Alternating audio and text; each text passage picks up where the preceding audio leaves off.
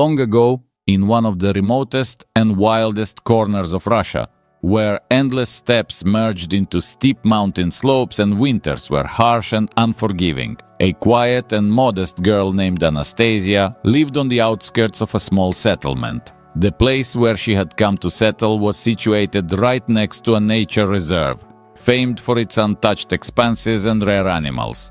Among them, the manul stood out in particular, a marvelous little creature whose fluffy fur and keen eyes captivated everyone lucky enough to catch a glimpse of it. They said that these lands had once been a paradise for manuls, where they lived in peace, hunting small rodents and leading a solitary life, carefully avoiding any encounters with humans. But times were changing.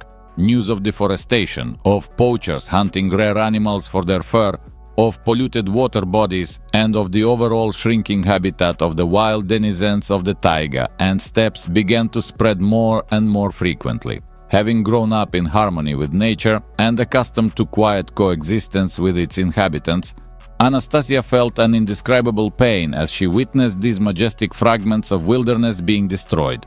Every time she heard another report about drained swamps or a river being dammed in the vicinity, her heart would constrict and tears would fill her eyes.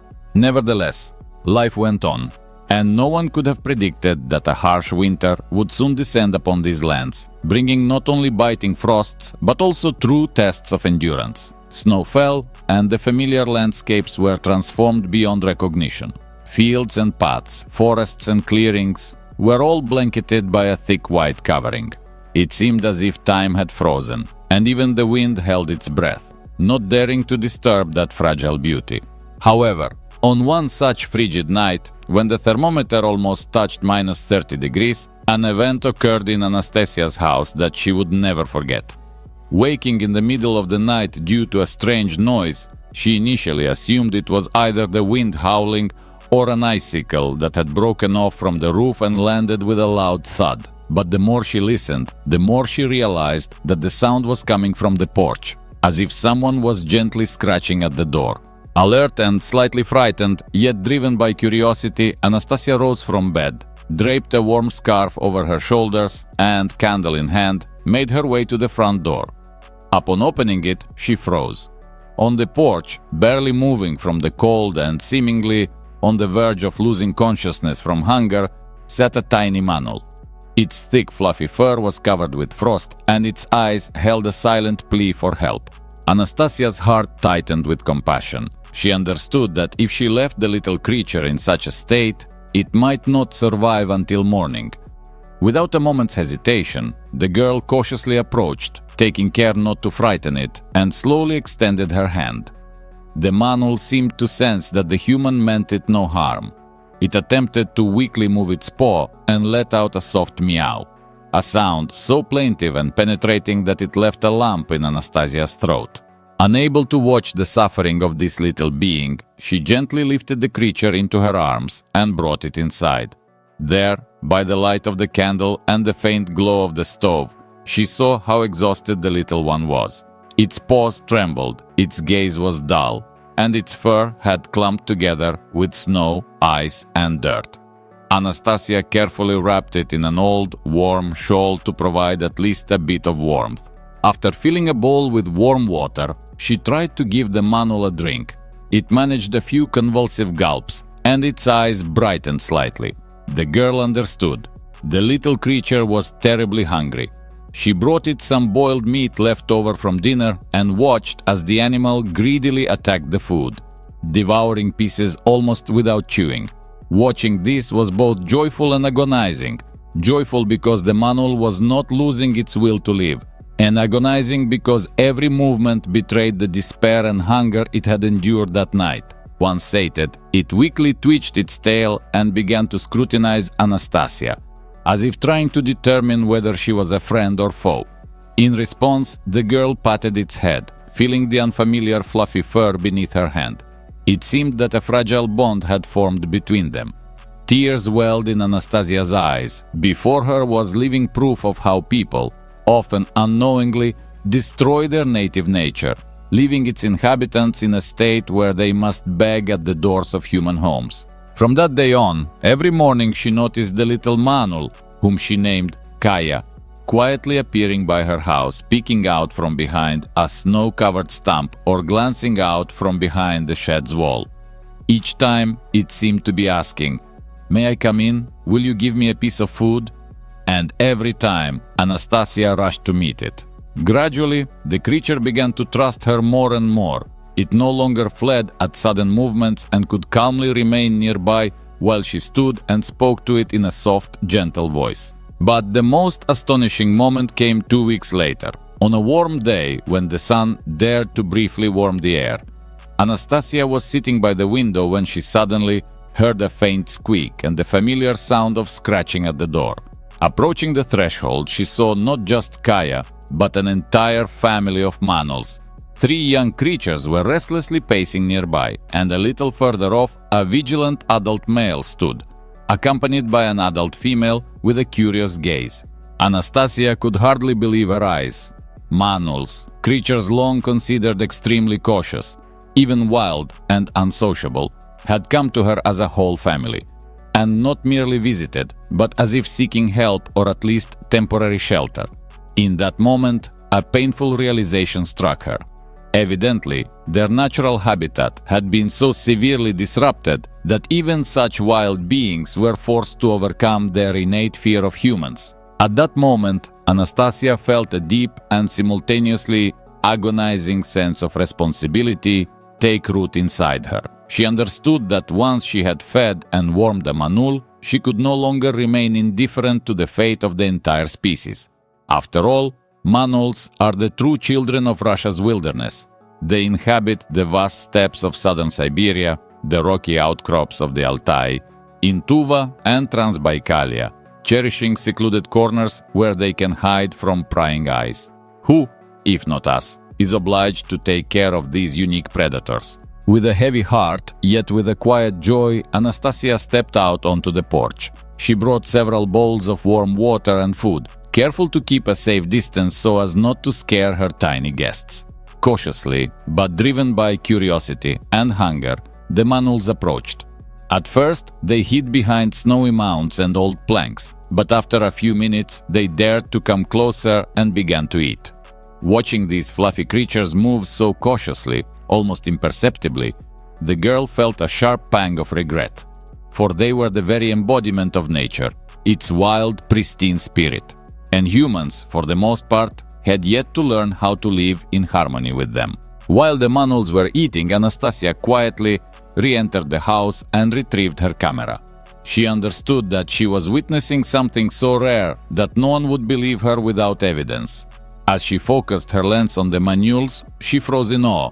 Images worthy of the cover of the finest nature magazines appeared in her viewfinder. The warm sunlight illuminated their dense fur. Thin rays danced across their tiny ears and long whiskers. It seemed as if every moving, fluffy bundle was part of some magical fairy tale. Yet, at that very moment, Anastasia's heart nearly broke with the realization of how fragile their existence was. Another relentless winter, another reckless human act, and such encounters might become impossible. Recalling stories of poachers who set traps, who shot rare animals for their pelts, of factories and roads that destroyed natural habitats, the girl felt a mixture of horror and despair. How can we ensure that we do not lose this treasure? She thought, watching the family of manuls. With every new photograph, Anastasia felt her resolve grow stronger. She could not stand by idly. A few days later, she began writing articles for the local newspaper, sending letters to nature conservation organizations, and sharing her photos on social media, accompanied by impassioned pleas to protect wildlife and pay special attention to rare species like the manul. People started to respond. Some offered financial support for nature reserves. Some shared their own experiences rescuing wild animals, while others passed her materials on to federal publications. This dramatic story spread throughout the region and later even reached other corners of Russia. What began with the plaintive tapping of a tiny manul at a door blossomed into a movement that united compassionate citizens from all over the country. Inspired by Anastasia's example, people established charitable funds, organized photo exhibitions, held environmental actions, and some simply committed themselves to treating nature with more care, avoiding litter in the forests, sparing rare flowers and herbs, and keeping quiet in bird nesting areas. Yet, the most touching moment for Anastasia was when, several weeks after the first encounter, the Manul family visited her home once again.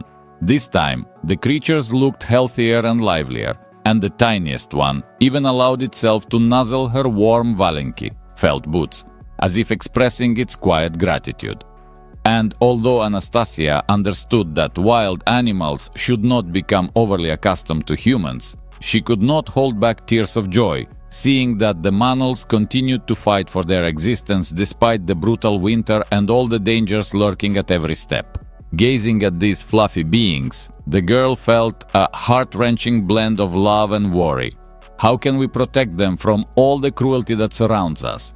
How can we make the people living nearby understand the value and fragility of these creatures? She knew that the answer was as simple as it was daunting. It all begins with the human heart, with the desire to be not a master, but a friend to nature. And if each one of us contributes, even in a small, sincere way, protecting bird nests, feeding a creature in winter, supporting environmental initiatives, then perhaps one day we can say that the world has become a little better and fairer. Today, the story of Anastasia and the Manul family continues to live on, inspiring many who have not yet lost faith in miracles and positive change. And as you read these lines, you too become part of this story. Perhaps right now somewhere in the snowy expanses of Russia, in the mountains of Altai or the steppes of Buryatia, or maybe in the valleys of Transbaikalia and on the slopes of Tuva. Another little fluffy creature wanders in search of warmth and food, tapping its paw on a door, hoping someone will open up and help. If this story has moved you, if your eyes have filled with tears of compassion and sympathy, do not remain indifferent. Subscribe to wildlife channels, join volunteer groups, take part in ecological events, and share stories about manuls and other rare species with your friends and acquaintances.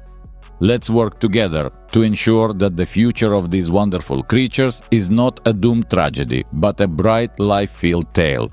Every like, every subscription, every kind word, and every ruble of support can be the small droplets that, when combined, turn into a true torrent of change. Let's safeguard our natural heritage so that our children and grandchildren may see these magical creatures not only in the faded pages of old books or rare photographs, but in the wild, where they truly belong, in the boundless expanses of our beloved Russia. Join our community so you won't miss the most heartfelt and moving stories from the world of wildlife. Here, amidst the snows and forests, the mountains and river valleys, true miracles take place. Miracles that can touch even the hardest of hearts. May the story of little Manulkaya and Anastasia remind us all of the importance of never losing the ability to empathize, to help, and to remain true to the kindest human qualities. For if we protect nature, we protect our very souls. And who knows, maybe tomorrow, upon waking to a nighttime noise at your door, you might find a trembling little creature desperately in need of your support. Do not walk by. Do not be afraid to lend a hand. This is the true beauty of the human heart. And perhaps your own story will become a new chapter in the great book of saving manuals and